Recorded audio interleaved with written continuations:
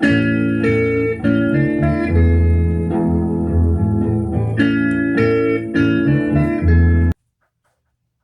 everyone to another video of Vinyl Addict. This is Chili and I have Rubber Soul from the Beatles on mobile fidelity.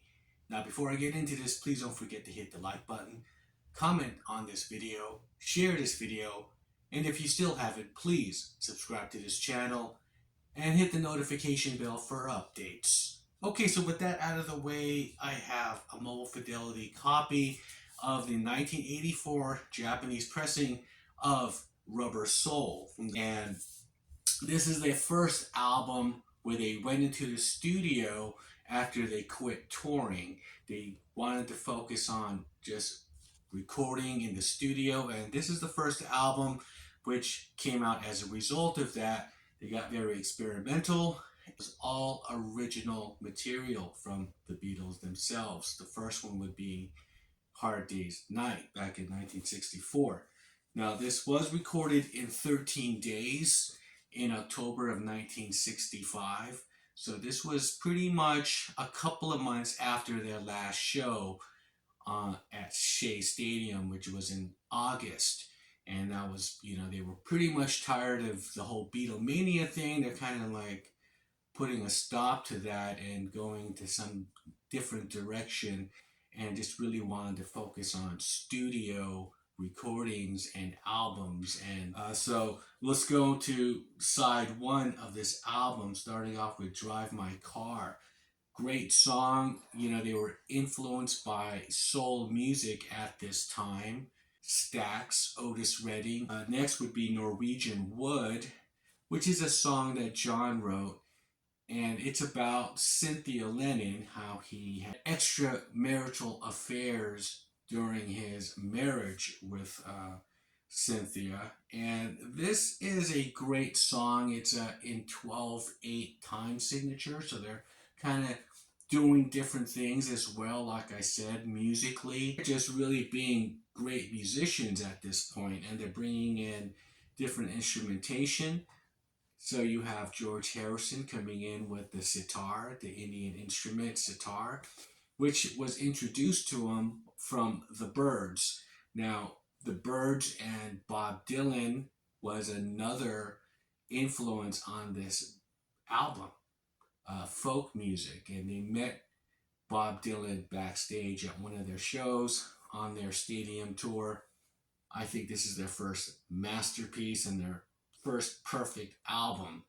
And when I say perfect album, I'm just saying the compositions and the songwriting, the musicianship, everything was perfect on this album. There was a lot more creativity in here. What else is on here? After Norwegian Wood, we have You Won't See Me, Nowhere Man, which is a single from this album, Think for Yourself, which is a George Harrison piece. He has two, of course, and has Paul on the fuzz bass. Think for Yourself is a great song, and The Word by John, Paul, and George. Paul's on the piano. George Martin on harmonium. Now, George pretty much kind of stepped back on the production of this and kind of let John and Paul pretty much took more creative control. And John and Paul were also kind of at odds with each other during the creating of this album, because they were striving for perfection. And Michelle, which is a Paul song, which is pretty much dates back to 1958. The origin of that song dates back to 1958 when they were the Quarrymen, and John and Paul.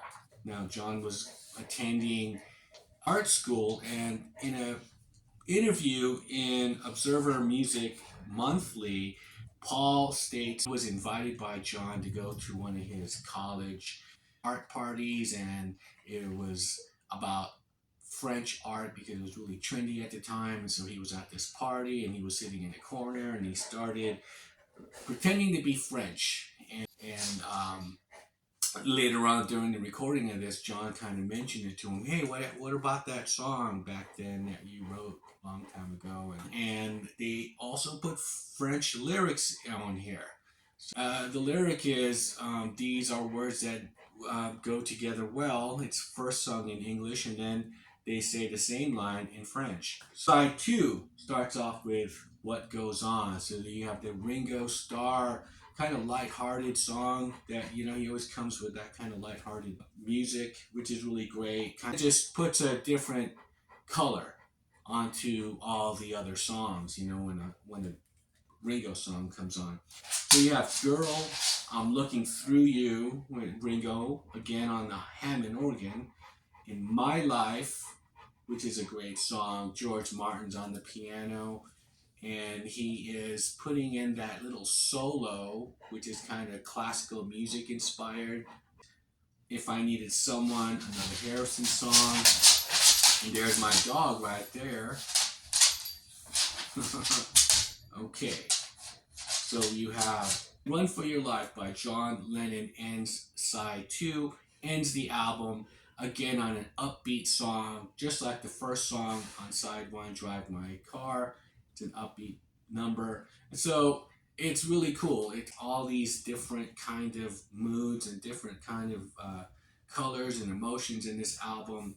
Really great, and sounds like a greatest hits album, even though it was just a regular studio album. However, there are a lot of songs on here that are very familiar, not only to Beatles fans, but just to pop fans or just people who just say, I've heard that song before. It's that album. It'd be like AC/DC's Back in Black would be their Rubber Soul. It's that perfect album where this is the bar, I felt, when it comes to a perfect album. This is the Beatles doing that on Rubber Soul. And this is Harrison's favorite album, George Harrison's favorite album.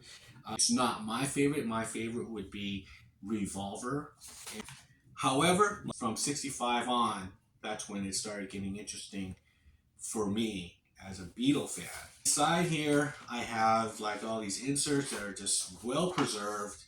You had a certificate of limited warranty, okay, and they had a questionnaire here for the consumer, what you just purchased and whatnot, and they kind of asked demographic questions. And here's one: which videotape format do you utilize, Beta or VHS? So that kind of tells you how far this dates back.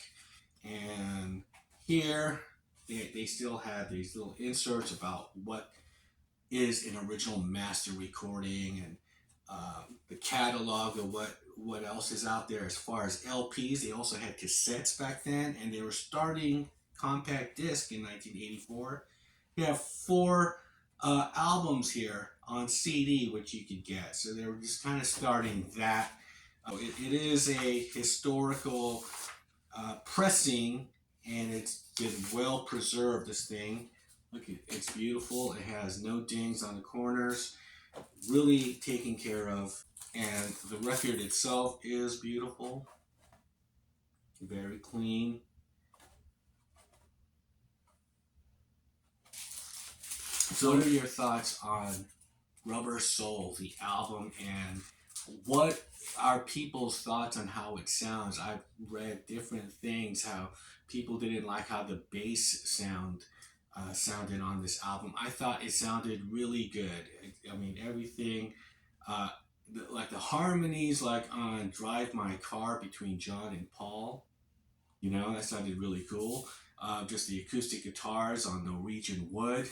Everything was stellar. For a stellar album, why not hear it in this format of mobile fidelity? So with that, I'll shut up and I'll see you guys on the next video, and I'll leave you with more Beatles.